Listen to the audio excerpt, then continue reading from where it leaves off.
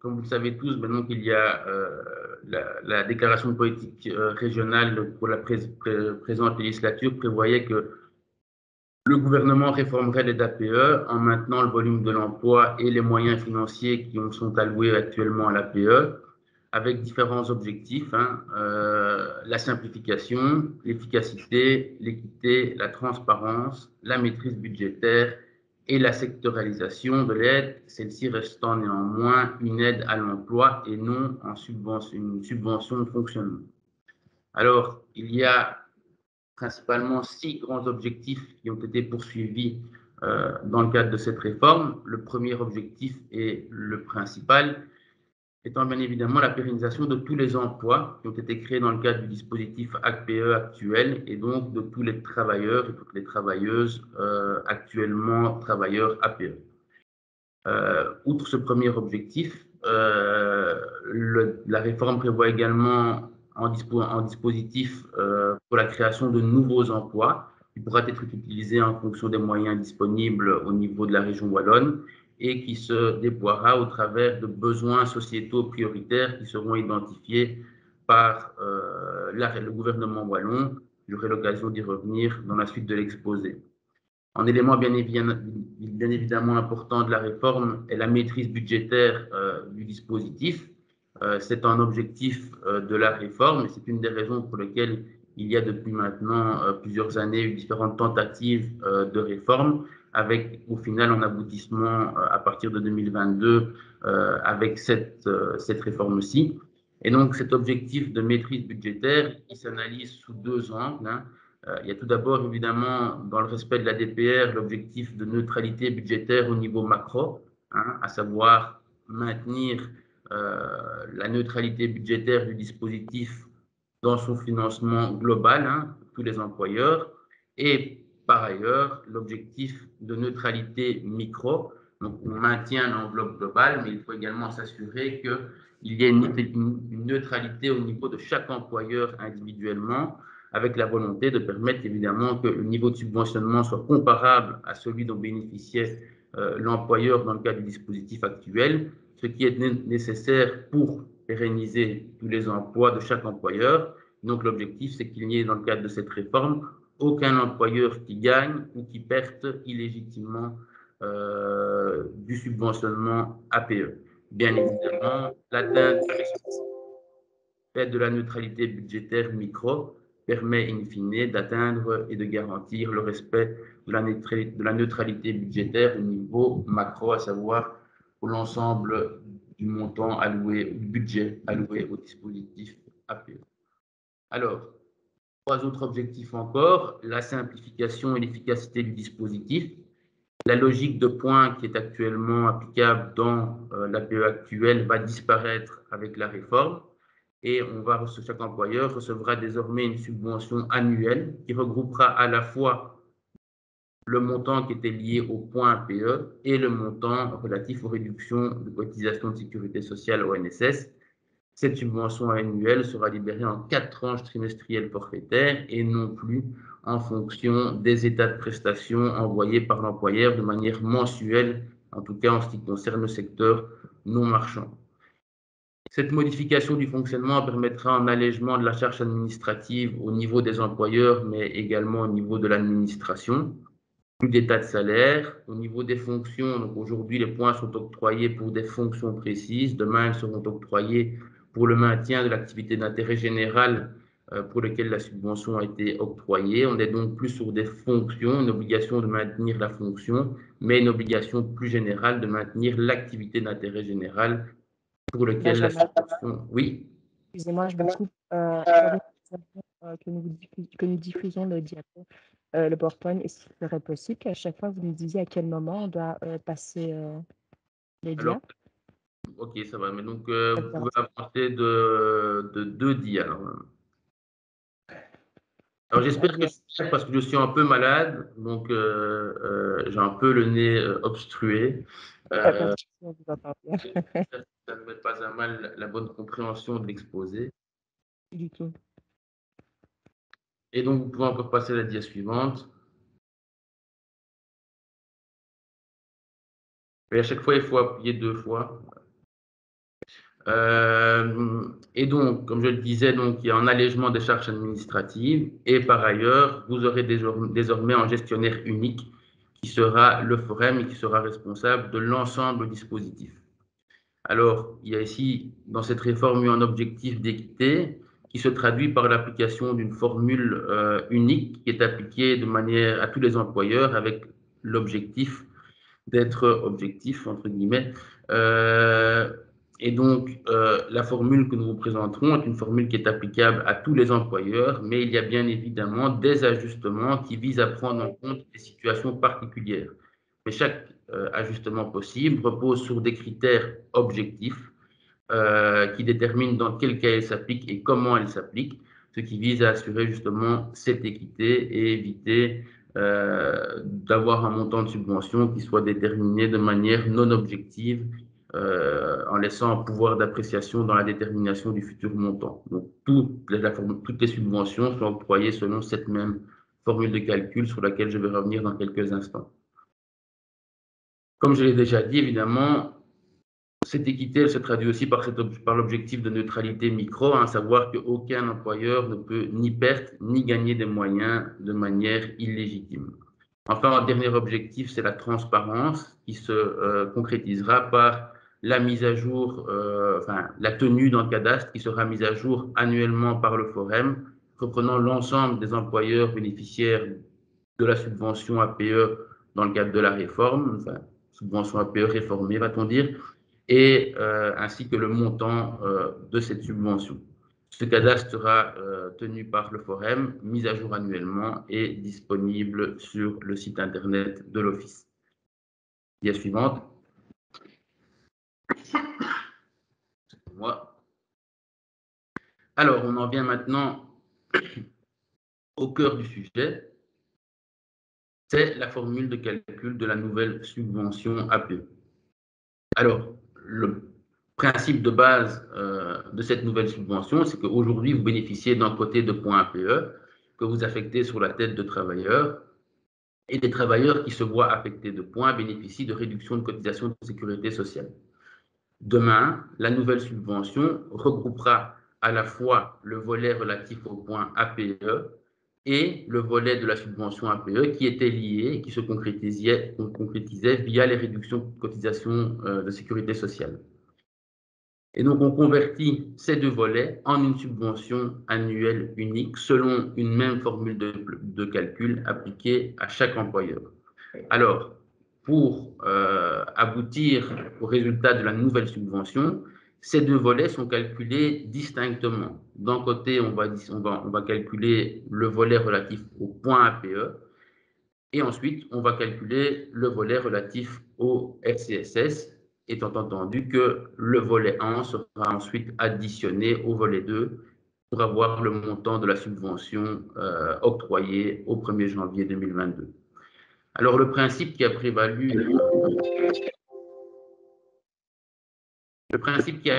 dans le cadre de cette réforme, sachant que demain, la subvention sera liquidée de manière forfaitaire et que nous sommes soumis au principe de maîtrise budgétaire et de neutralité budgétaire au niveau macro, aussi bien au niveau macro que micro, c'est que la subvention demain, elle vous sera payée de manière forfaitaire et donc sans plus être liée aux états de prestation que vous envoyez et donc au taux d'occupation effective de vos travailleurs.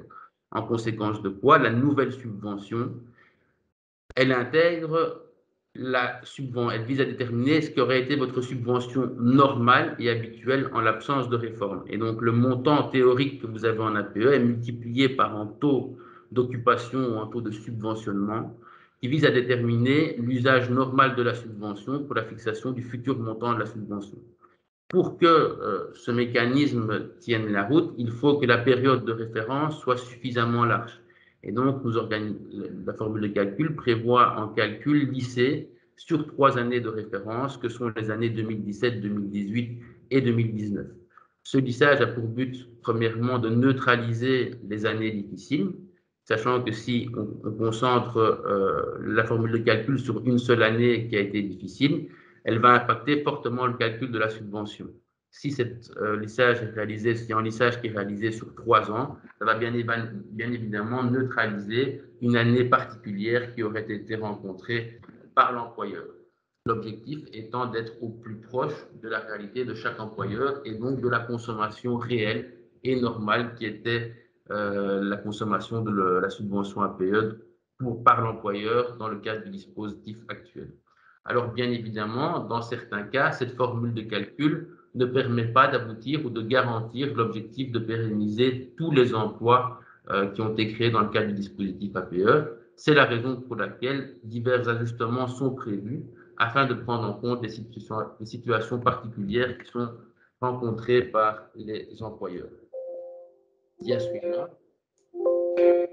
Alors, la formule de calcul relative au volet point APE, elle est a priori assez simple. On va prendre pour chaque employeur le nombre de points qui étaient octroyés à la veille de la réforme, plus exactement au 30 septembre 2021, pour assurer la continuité et s'assurer que le niveau du dispositif soit pleinement en vigueur au 1er janvier 2022. Nous statons les données au 30 septembre 2021 pour s'assurer que le nouveau dispositif puisse entrer pleinement en vigueur au 1er janvier 2022. Le nombre de points correspond tout simplement au nombre de points qui vous est octroyé tels qu'ils sont fixés par les décisions d'octroi de l'aide APE dont vous bénéficiez actuellement. Ce nombre de points va être augmenté par la valeur B, qui est la valeur théorique du point APE en 2022. Donc aujourd'hui, en 2021, le montant du point APE est aujourd'hui fixé à 3 175 €. Depuis des années, chaque année, le point évolue, il est indexé chaque année selon la même règle. Et évidemment, le calcul du point qui sera utilisé pour la formule de calcul de la subvention APE correspondra à la valeur théorique du point APE qui aurait été prévue en 2022 en l'absence de réforme. Donc, ce sont les mêmes règles qu'actuellement. Donc, la valeur du point APE 2021 sera indexée pour 2022 de manière théorique, vu qu'en pratique, il n'y aura plus de point APE. Et cette valeur théorique sera utilisée pour la fixation de la nouvelle subvention au 1er janvier 2022. Alors, comme je l'ai expliqué, donc, on aura dorénavant une subvention qui est faite de manière forfaitaire à 100%, hein, en 4 tranches, j'y reviendrai. Et donc, nous prenons compte du taux de subventionnement moyen des points APE sur les 3 années de référence. Alors, comment obtient-on ce taux moyen de subventionnement qui était celui de l'employeur? Eh bien, on prend l'ensemble des points subsidiés sur la période de référence que l'on divise par le nombre de points octroyés sur cette même période et qui permet de déterminer le taux de subventionnement annuel moyen de l'employeur calculé sur base de ces 3 années de référence. Le résultat des valeurs A, B et C permet d'obtenir le montant de la subvention relative au volet des points APE. On peut passer à la dia suivante. Alors,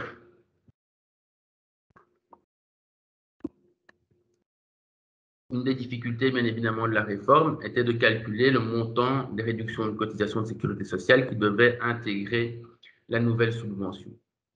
Comme je l'ai dit, l'objectif étant de pérenniser tous les emplois qui ont été créés dans le cadre du dispositif APE, la formule de calcul par rapport au volet RCSS prend donc bien évidemment en compte les facultés qui étaient offertes aux employeurs de réaliser des gestions de points qui leur permettaient de maximaliser le montant des réductions de cotisations de sécurité sociale dont ils bénéficiaient via l'APE par exemple, engageant, quand on a une décision de 5 points pour un équivalent temps plein, les employeurs avaient la possibilité parfois d'engager 2 travailleurs en mettant 2 points sur un travailleur et 3 points sur l'autre.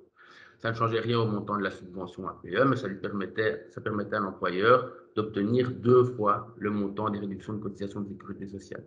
Demain, ce mécanisme ne sera plus possible.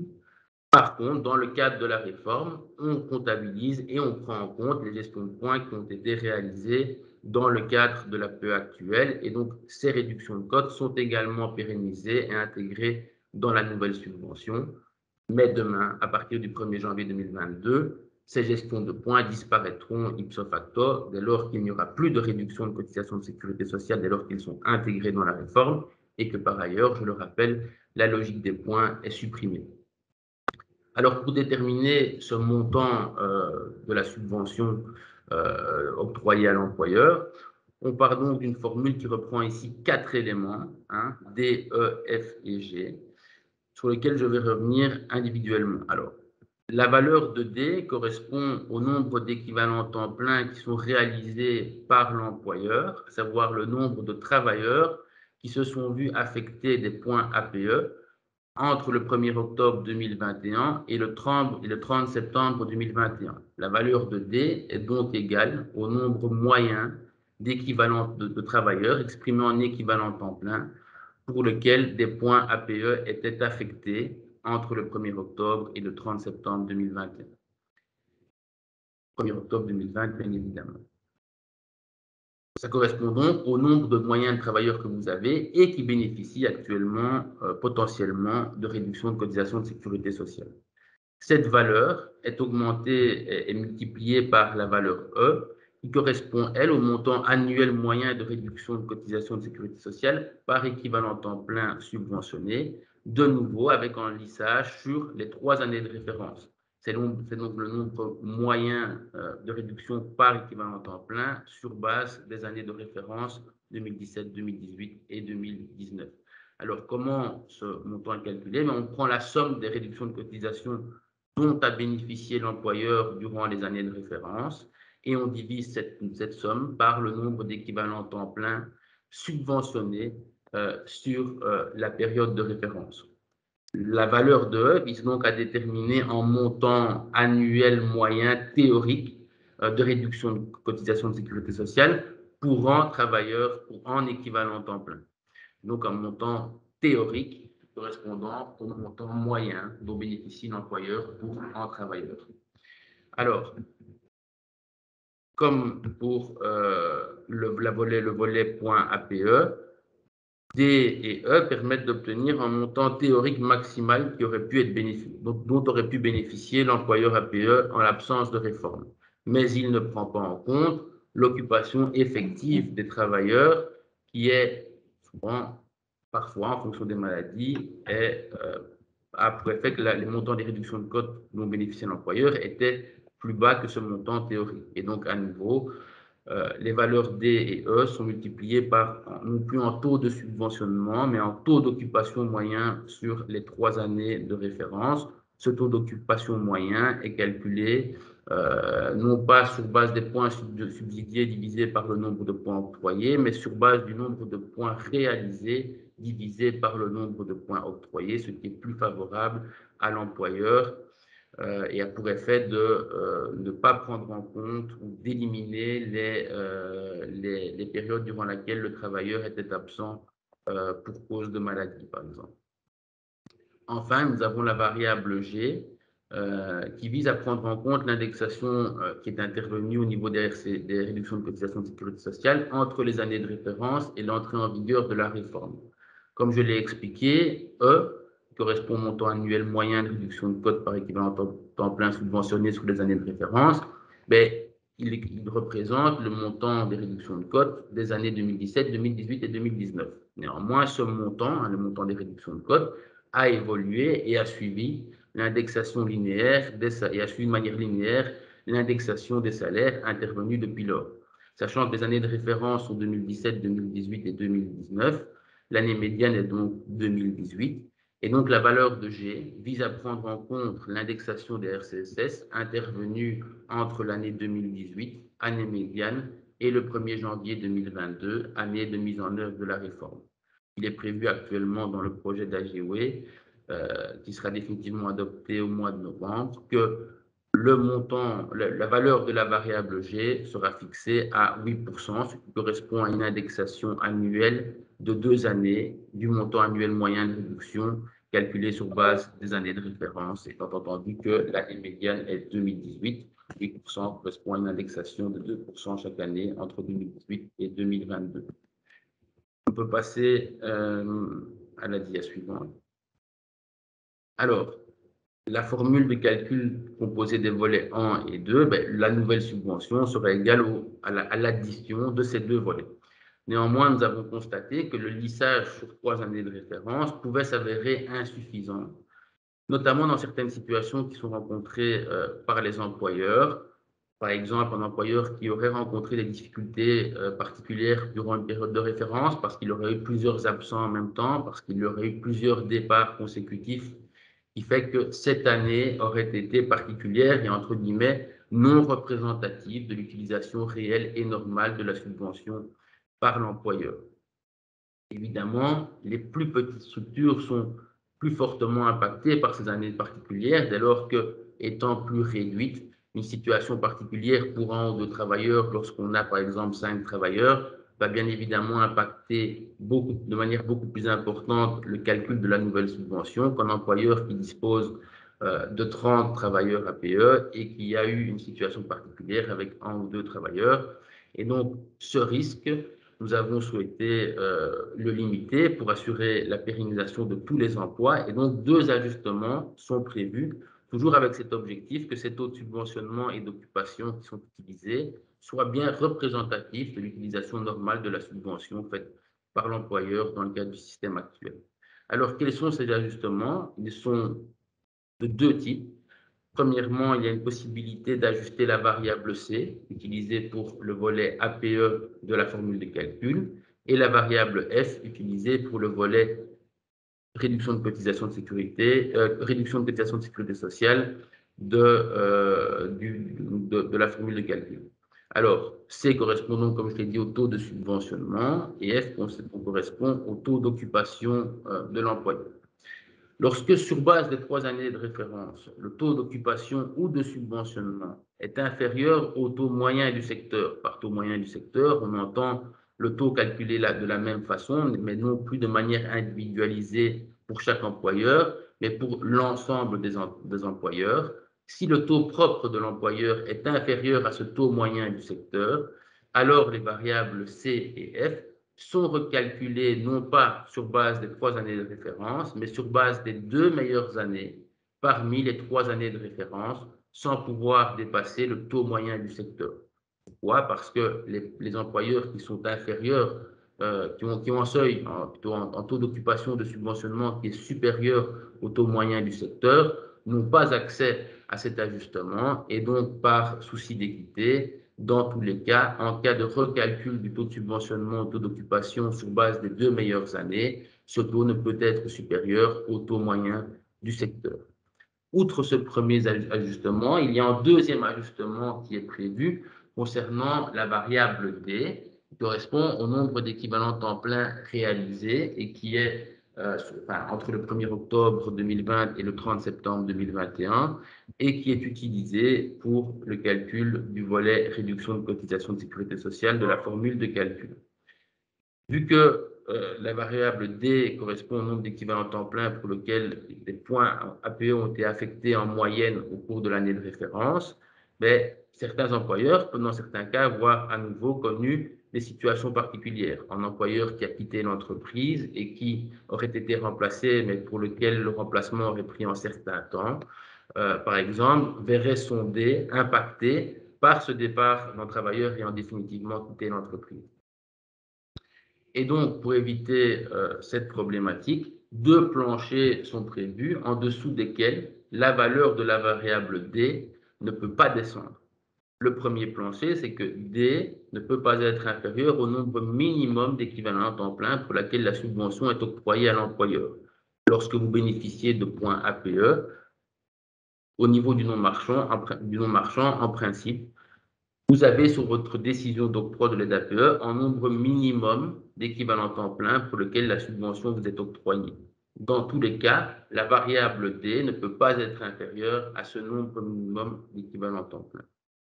Néanmoins, ce premier plancher étant pas forcément suffisant, en sachant que, comme je l'ai déjà dit, il y a pu avoir de la gestion de points qui a pour effet que la valeur de D est plus importante que le nombre d'équivalents temps plein octroyés. Un second plancher est prévu et donc D ne peut pas être inférieur au nombre de points octroyés à l'employeur à la veille de la réforme divisé par le nombre moyen de points attribués par équivalent temps plein sous contrat APE durant les années de référence.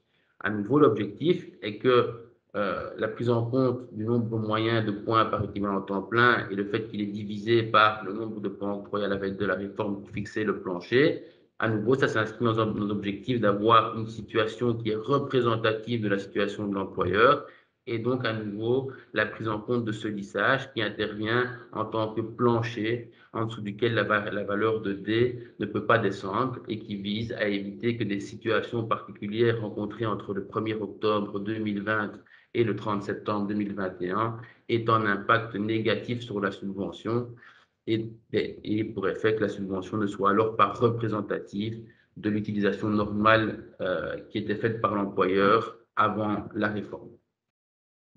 On peut passer à la dia suivante. Donc, ces deux ajustements s'appliquent de manière, ces ajustements plutôt s'appliquent de manière automatique lorsque les conditions que je vous ai explicitées sont rencontrées.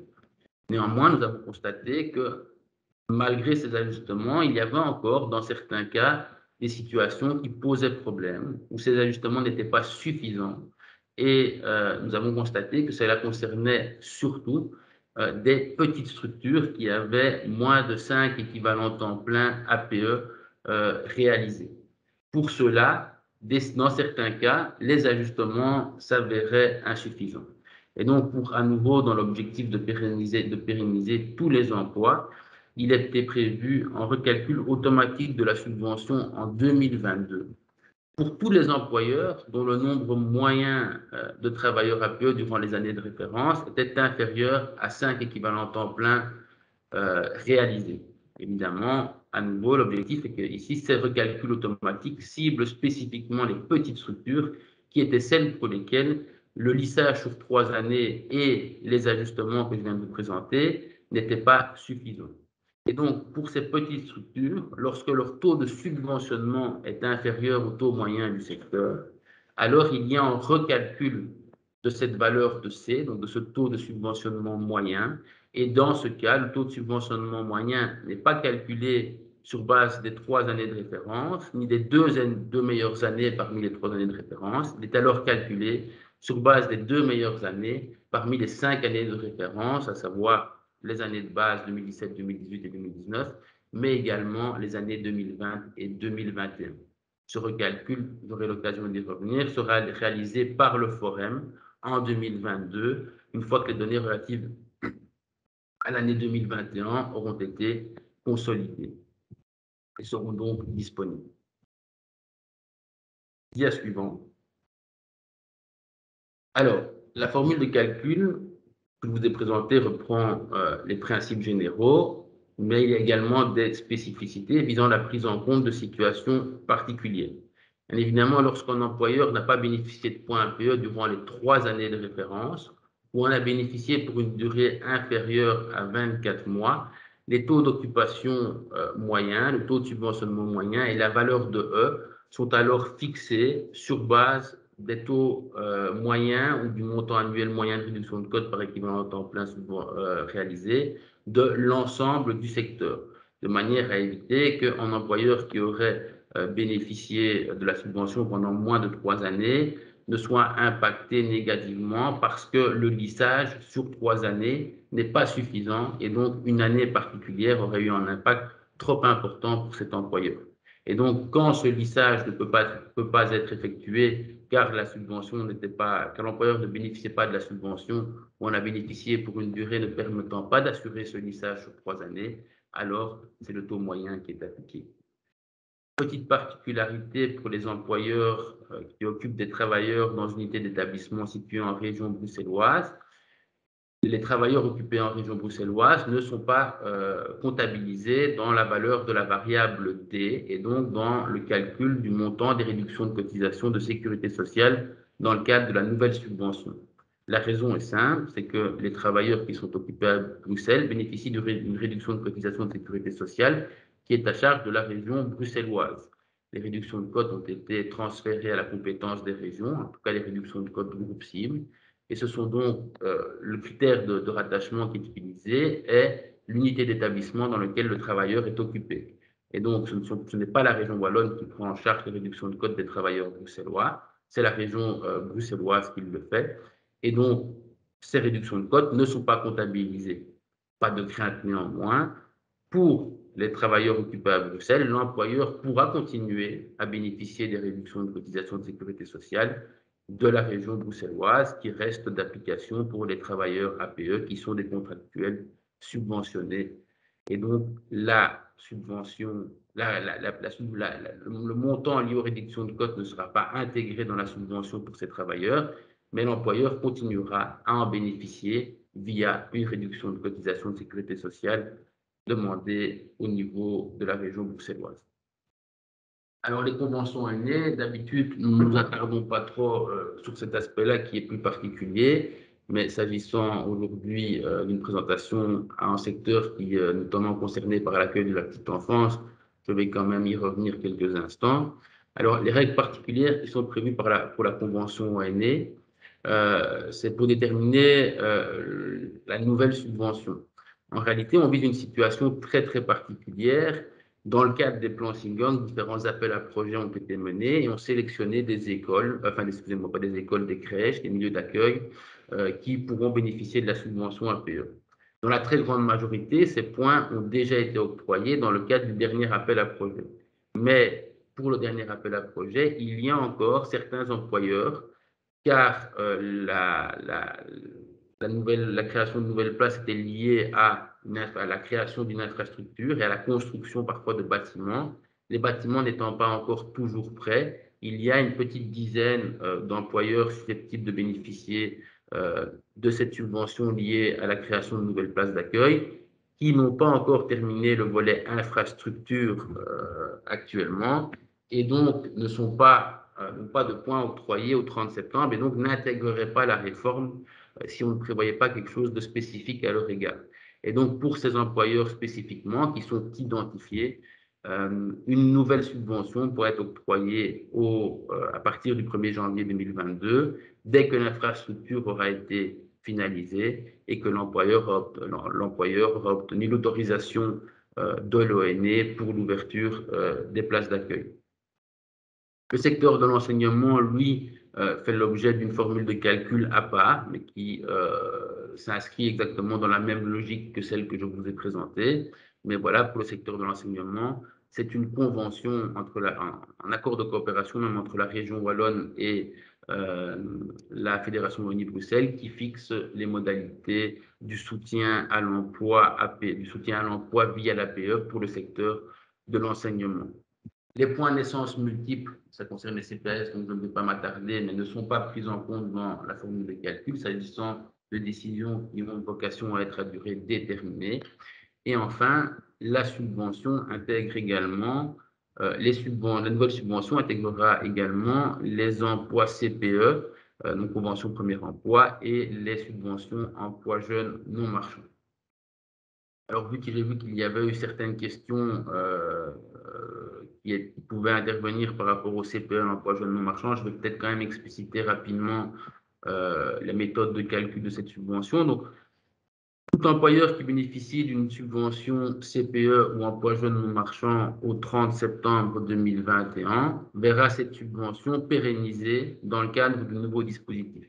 Donc, les CPE emploi jeune non marchand disparaîtront au 1er janvier 2022, mais tous les employeurs qui bénéficiaient d'une subvention dans le cadre de ces dispositifs au 30 septembre 2021 verront cette subvention pérennisée dans le cadre de la réforme.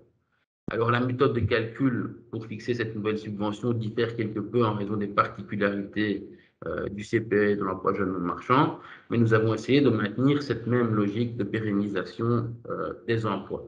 Alors, comment sera calculé ce montant? Mais tout employeur qui bénéficie d'une subvention CPE emploi jeune non marchand verra le montant de sa subvention pérennisé et ce montant sera égal au montant théorique de la subvention multiplié par le montant, le taux d'utilisation de la subvention durant l'année 2019.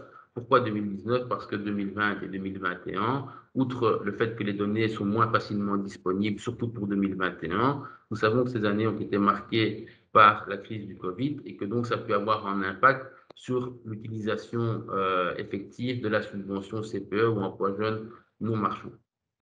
Et donc, à nouveau, l'idée est d'avoir une subvention qui soit représentative de l'utilisation réelle et normale qui était faite par l'employeur, en ce compris pour le CPE, l'emploi jeune non marchand.